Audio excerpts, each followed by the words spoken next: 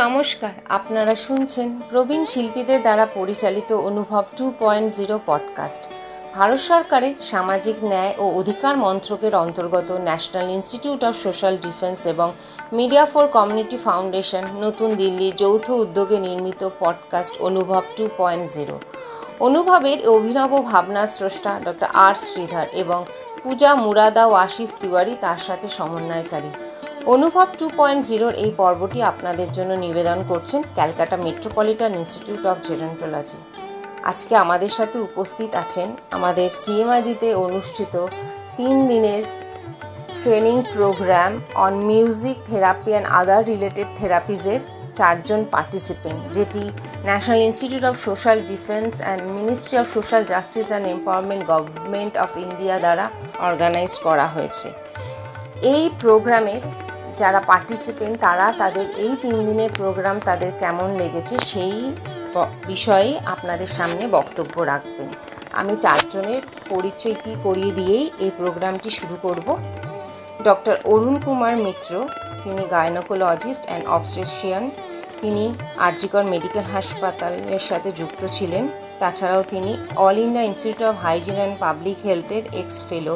তিনি 37 বছর ধরে গভর্নমেন্ট হসপিটালে প্র্যাকটিস করছেন। তাছাড়াও তিনি বিভিন্ন ভলান্টারি অর্গানাইজেশন এবং সুন্দরবনের মতো রিমোট জায়গায় গিয়ে তিনি কাজ করেন। আমাদের পরের বক্তা রীনা রায়চৌধুরী, তিনি অবসরপ্রাপ্ত শিক্ষিকা। ছোটবেলা থেকেই গান করেন, কিছুদিন বেতার সঙ্গীত পরিবেশন করেছেন। তাছাড়া তিনি তার পরিবার, তার স্বামী, তার পুত্র সন্তান সবাইকে নিয়ে সংসার করছেন। তার মধ্যেও তিনি আমাদের এখানে প্রোগ্রাম করতে এসেছেন। এর পরের বক্তা সুবর্ণা ভট্টাচার্য, তিনি কলকাতা বিশ্ববিদ্যালয় থেকে এডুকেশন বিষয় নিয়ে পোস্ট গ্র্যাজুয়েশন করেছেন। বর্তমানে একটি ছোট সংস্থার সাথে জড়িত, নাম সম্প্রীতি। সংস্থায় 53 জন সদস্যা রয়েছেন। সবাই মিলে হাতে হাত মিলিয়ে সিনিয়র সিটিজেনদের নিয়ে নিজেদেরকে ভালো রাখার জন্য নানা প্রোগ্রাম করে থাকেন। তারা নিজেরা বিশ্বাস করেন নিজে ভালো থাকো এবং অন্যদেরকে ভালো রাখো। আমাদের আরেকজন বক্তা লক্ষ্মী দাশগুপ্ত, তিনি অবসরপ্রাপ্ত স্কুল শিক্ষিকা, প্রাক্তন গভর্নমেন্ট আর্ট কলেজের ছাত্রী। তিনি বাংলায় MA করেছেন। তাছাড়াও তার শখের মধ্যে অভিনয় ও নৃত্য আছেই। তিনি কল্যাণীতে থাকেন। আমি এবার শুরু করব আমাদের বক্তাদের পরিবেশনা। বরিষ্ঠ নাগরিক আমরা সবাই আছি তোমাদের সাথে। বরিষ্ঠ নাগরিক আমরা সবাই আছি তোমাদের সাথে। নতুন সূর্য উদয় হবে, আনন্দে জীবন কাটাবে। বরিষ্ঠ নাগরিক আমরা সবাই আছি তোমাদের সাথে। নমস্কার, আমি ডক্টর অরুণ কুমার মিত্র, পেশায় একজন স্ত্রীরোগ বিশেষজ্ঞ এবং আজকে আমার কতগুলো পারসেপশন, কতগুলো ফিলিংস একটু শেয়ার করতে চাই।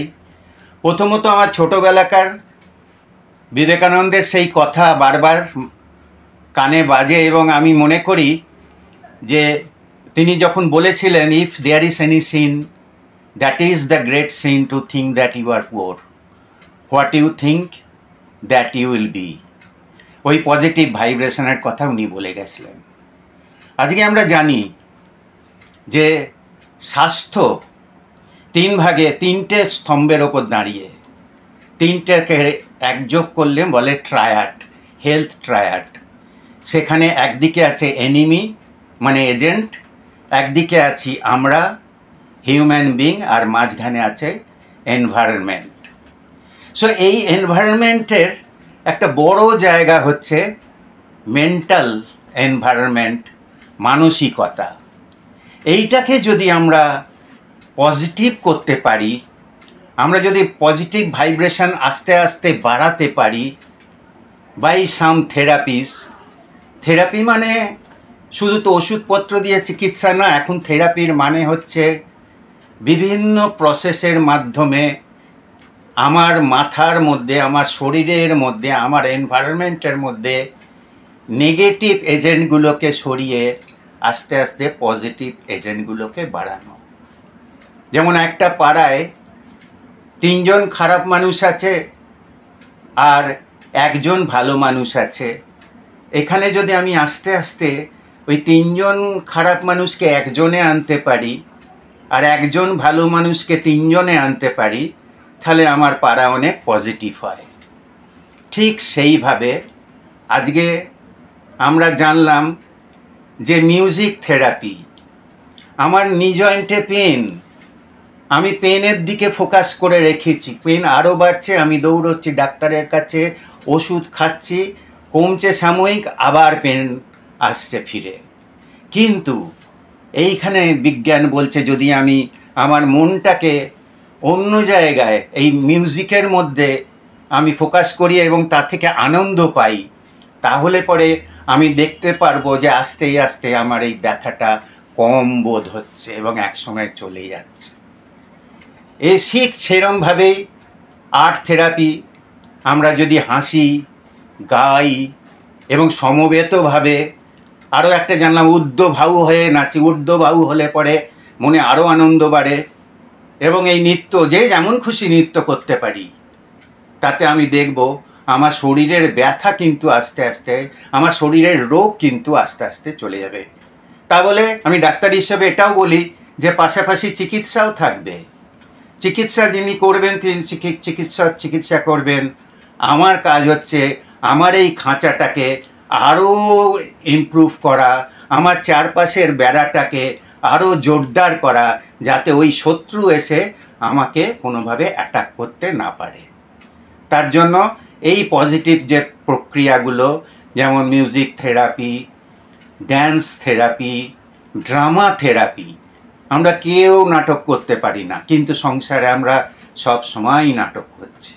তো এইরকমই নাটক যদি আমরা এমনি তৈরি করে নিয়ে করি বা নাটক শুনি বা নাটক দেখি, তার মধ্যে ইনভলভড হয়ে যাই, ভালো লাগাই, তাহলে দেখব আমরা আস্তে আস্তে এই ব্যাপারগুলোটা মধ্যে আস্তে আস্তে ঢুকে যাব এবং আমাদের শরীরের রোগ আস্তে আস্তে সরে যাবে। সুতরাং সব মিলিয়ে কথা হচ্ছে পজিটিভ ভাইব্রেশন আমাদের বাড়াতে হবে, আমাদের হেলথ ট্রায়াডের এনভায়রনমেন্টটাকে ইমপ্রুভ করতে হবে, তার সঙ্গে অবশ্যই থাকবে ডায়েট, অবশ্যই থাকবে রেগুলার এক্সারসাইজ, অবশ্যই থাকবে discipline and overall upbringing on development of mental health. এবং আসুন সবাই মিলে আমরা এগুলো প্র্যাকটিস করি এবং সমবেতভাবে করি, এবং যারা সমাজে জানে না এগুলো, তাদের কাছে এগুলো প্রচার করি, যাতে করে আগামী দিনে কিউরেটিভ সায়েন্সের ইম্পর্টেন্স কমে যায়, আমরা প্রিভেন্টিভ মেডিসিনের মাধ্যমে আমার দেশের মানুষকে অনেক ভালো রাখতে পারি, তাদের হেলথ ইমপ্রুভ করতে পারি। ধন্যবাদ। আমি রীনা রায়চৌধুরী, থাকি কল্যাণীতে, ক্যালকাটা মেট্রোপলিটন ইনস্টিটিউট অফ জেরন্টোলজিতে একটি অ্যাওয়ারনেস প্রোগ্রাম আমি আজকে 3 দিন 17 তারিখ থেকে করতে এসেছি, এবং অনেক কিছুই আমার অভিজ্ঞতা ছিল না। আমি নিতান্ত কৌতূহল বসে যে দেখা যাক নতুন কি শিখতে পারি, শেখার তো কোনো শেষ নেই। এই বয়সে আমার বয়স, আমি 70+, কাজে আমার কিছুটা অবসরও আছে, কাজে এটাই শেখার উপযুক্ত সময়, কারণ আমার কোনো তাড়া নেই, কোনো চাপ নেই শেখার। সেই জন্যে মূলত আমি এখানে শিখতে এসেছি। আমি 17 তারিখ থেকে এই প্রোগ্রামটি, নানা ধরনের এদের কারিকুলাম সেটা আমি দেখলাম, শুনলাম এবং সত্যি সমৃদ্ধ হলাম বলতে বাধ্য হচ্ছি। এবং এর মধ্যে সবচেয়ে ভালো লাগলো যে আমরা একটা বার্ধক্যে ভালো থাকার একটা দিশা ওনারা দেখাতে চাইছেন, যে বার্ধক্যেও ভালো থাকা যায়, বার্ধক্যে কেন আমরা ভালো থাকবো না, যেভাবে ভালো থাকবো আমরা সেই পথে এগিয়ে যাব। এইটাই মূল ওনাদের উদ্দেশ্য, খুবই সৎ উদ্দেশ্য আমি বুঝতে পারলাম, এবং আমি অনুধাবন করলাম ব্যাপারগুলি, ওনারা যা যা পথ দেখালেন। এবং সবচেয়ে ভালো লাগলো আমার, ওনারা একটা খুব সহজ পথ দেখালেন, যেটা হচ্ছে সঙ্গীত। এবং এই ব্যাপারটা আমি ভালোবাসি। আমি নিজে কিছুটা করি, গান করি। আমি গান ছোটোবেলা থেকে করি, যদিও এর উপযোগিতা হিসাবে আমি গান করিনি কোনো দিন। কিন্তু সত্যি কথা বলতে এনারা বলছেন সঠিক ছন্দ, সঠিক সুর আমাকে শরীরের অনেক ব্যথা, বেদনা এবং অস্বস্তিকর অবস্থা ভুলিয়ে দিতে পারে। কাজেই সেই দিকটা শুনে দেখে, এবং এখানে বিভিন্ন ব্যক্তি নানা রকম দিশা দেখালেন, এবং সেই দিকগুলো আমরা পরিষ্কার করে অনেকটাই জানতে পারলাম, এবং জানতে পারলাম যে আমরা ঠিক কিভাবে ভালো থাকতে পারবো অনেক দিন পর্যন্ত।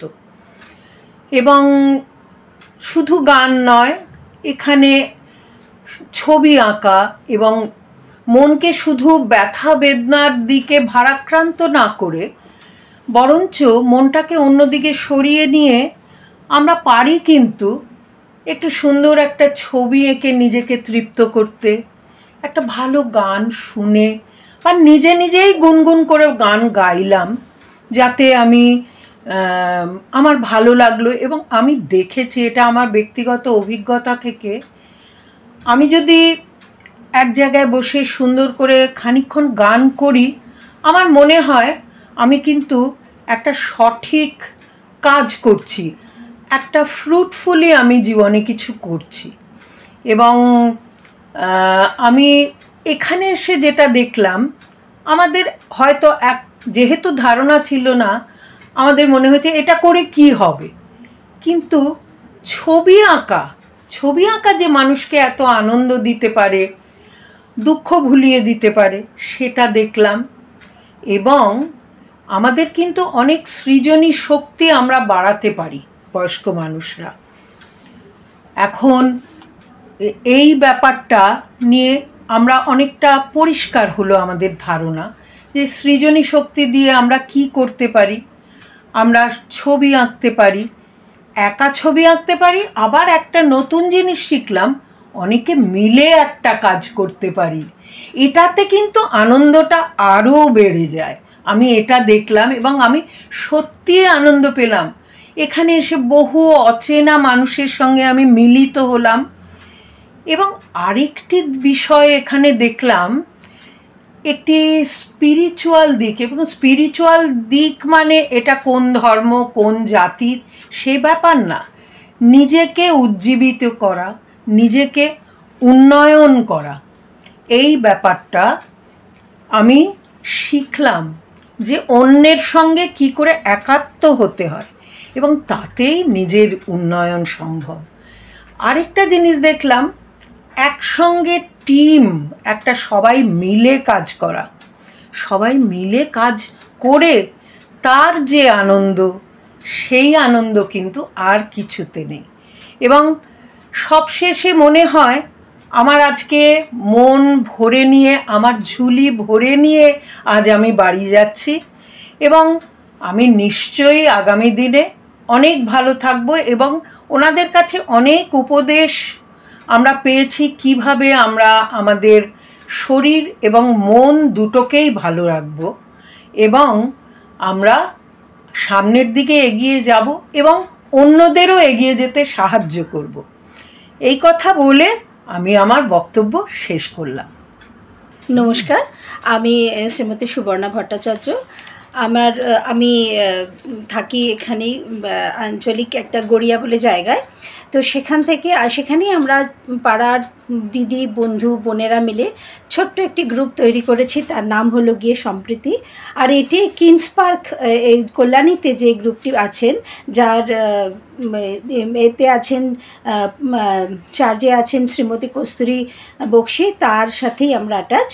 আর এই সম্প্রীতির মেন উদ্দেশ্য হচ্ছে যে আমরা সিনিয়রদের মধ্যে একটু অক্সিজেন, একটু প্রাণবায়ু ছড়িয়ে দেওয়া। আর তার জন্য আমার মনে হয় মিউজিক থেরাপি একটা ভীষণ সুন্দর একটা মাধ্যম, আর সেই মাধ্যমের কিছু টেকনিকের জন্য আমরা এসে সবাই জমায়েত হয়েছি, সেটা জানবার জন্য, শোনবার জন্য, আর সেটাকে ভবিষ্যতে ইমপ্লিমেন্ট করার জন্য, যাতে আমরা সেই থেরাপির মাধ্যমে, সেই সুরের মূর্ছনার মাধ্যমে সবাই খুব ভীষণ আনন্দে থাকতে পারি। আমার একটাই বক্তব্য যে আমরা পৃথিবীর জন্ম সময় থেকেই কিন্তু এই সুরের মূর্ছনা শুনে আসছি। কখনো প্রকৃতি কিন্তু প্রতিনিয়ত সুরের খেলা, যেমন বৃষ্টির টুপটা, নদীর কলকল শব্দ, মেঘের গুরুগুরু শব্দ, ঝর্নার ঝিরঝির, হাওয়ার শনশন আর পাখির কলকাকলি। শুধুমাত্র সেই সুর, ছন্দ ও তালকে আরও বৈজ্ঞানিক সম্মতভাবে বোঝা এবং মানে সমাজকে সেটিকে বিশেষভাবে তার উপকারকে বুঝিয়ে সেটাকে ইমপ্লিমেন্ট করাটা মনে হয় আমাদের এখন উদ্দেশ্য ভীষণভাবে জরুরি হয়ে পড়েছে। কেননা সমাজের যা অবস্থা, তাতে সুর কোথাও হারিয়ে যাচ্ছে, সেই সুরটাকে ফিরিয়ে নিয়ে আসাই আমাদের লক্ষ্য। নমস্কার, আমি লক্ষ্মী দাশগুপ্ত। আমার বয়স ৭৩ বছর। আমি এখানে শুধু কৌতূহল মেটাতে না, কিভাবে আরও ভালো থাকা যায়, এই বয়সে এসে সবার মনে যে প্রশ্নটা জাগে, সেই জন্যই আগ্রহী হয়ে জয়েন করেছিলাম। এসে ভীষণ ভীষণ ভালো লাগলো। এত বিষয় জানতে পারলাম, এতগুলো সুযোগ আছে নানান বিভাগে, কিভাবে আমরা শুধু শরীর চর্চা নয়, কিভাবে মনকেও নানান কাজে ব্যাপৃত রাখবো, কিভাবে নিজেকে কনস্ট্যান্ট উৎসাহিত করতে পারবো, এসব জানলাম। জেনে ভীষণ খুশি হলাম। আরেকটা মনের মধ্যে আমার ভীষণ সন্তোষ এলো। কিসের না, আমি ছোটবেলা থেকে একজন নৃত্যশিল্পী, একজন অভিনেত্রী, আর একজন কি বলে ছবি আঁকিও বলতে পারেন, সবই অল্প অল্প। কিন্তু সেইগুলোর জন্যই এখন আজকে যখন শেষ হলো সমস্ত ক্লাসগুলো, আমার তখন মনে হলো, আরে এই জিনিসগুলো আমরা এখানে শিখলাম, কিন্তু হয়তো অলক্ষ্যে এই জিনিসগুলোই আমাকে সাহায্য করেছে ৭৩ বছর বয়স অবধি এখনও অভিনয় চালিয়ে যেতে, এখনও স্টেজ শো করতে, এখনও আমি বাচ্চাদের ছবি আঁকা শেখাতে, অন্যদের এন্টারটেইন করতে পারছি। সেই জন্য আমি বারবার করে আপনাদের সবাইকে কৃতজ্ঞ জানাচ্ছি। বিশেষ করে ভারত সরকারের এই উদ্যোগকে আমি আন্তরিকভাবে অভিনন্দন এবং ধন্যবাদ জানাচ্ছি। আরও অনেক ছড়িয়ে পড়ুক এই ধরনের প্রচেষ্টা। যেসব বিষয় জানি না, যেসব বিষয়ে যে চিকিৎসা সংক্রান্ত ব্যাপার, কি শরীরকে ঠিক রাখার জন্য যা যা আমরা মানসিক যেসব উত্তরণের দরকার, কিভাবে রাখা যায়, কিভাবে আমরা নিজের জীবনকে আরও সুষ্ঠুভাবে পরিচালিত করতে পারি, এই জিনিসগুলো জেনে মনে প্রাণে আজকে খুশি হয়ে আপনাদের সবাইকে ধন্যবাদ জানাতেই আমার প্রসঙ্গ উত্থাপন করলাম।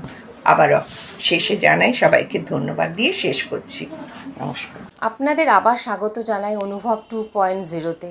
প্রথমেই আমি আমাদের 4 জন বক্তাকে অনেক ধন্যবাদ জানাই। তারা তাদের 3 দিনের প্রোগ্রামে অভিজ্ঞতা আমাদের সাথে শেয়ার করলেন। এই পর্বটি রেকর্ড ও সংরক্ষণ করা হয়েছে সিএমআরজি স্টুডিওতে। এই প্রতিষ্ঠানটি গত 3 দশক ধরে প্রবীণ নাগরিকদের সেবার উদ্দেশ্যে কাজ করে আসছে। আমি আন্তরিকভাবে ধন্যবাদ জানাই আমাদের সিএমআরজি কর্ণধার ডক্টর ইন্দ্রাণী চক্রবর্তী এবং আমার সহকর্মী ঈপ্সিত চক্রবর্তী ও পারমিতা দাসকে। আমি তানিয়া দত্ত, এই পর্বের সঞ্চালক। অসংখ্য ধন্যবাদ জানাই শ্রোতাদের শেষ অবধি আমাদের সাথে থাকার জন্য। আশা করি আপনারা এই অনুষ্ঠানটি উপভোগ করেছেন। ভালো থাকবেন এবং পরবর্তী পর্বের জন্য অপেক্ষা করুন।